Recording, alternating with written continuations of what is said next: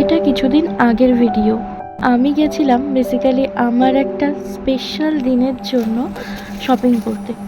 তো সাথে অবশ্যই স্পেশাল মানুষটিও ছিল। রেড পাঞ্জাবিটাই তার জন্য পছন্দ হলো, তাই সামনেই ছিল আমাদের তিন্নি রানীর বার্থডে, মানে ওকে গিফট করার জন্যই এই পিঙ্ক ড্রেসটা কিনে নিয়েছিলাম।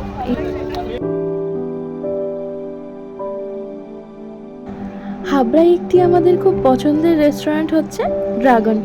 তো অনেক কেনাকাটার পর এবার তো পেট পুজো করা চাই নাকি, তো আমরা সেই পছন্দের রেস্টুরেন্টেই চলে গেলাম একটু খাওয়া দাওয়া করতে।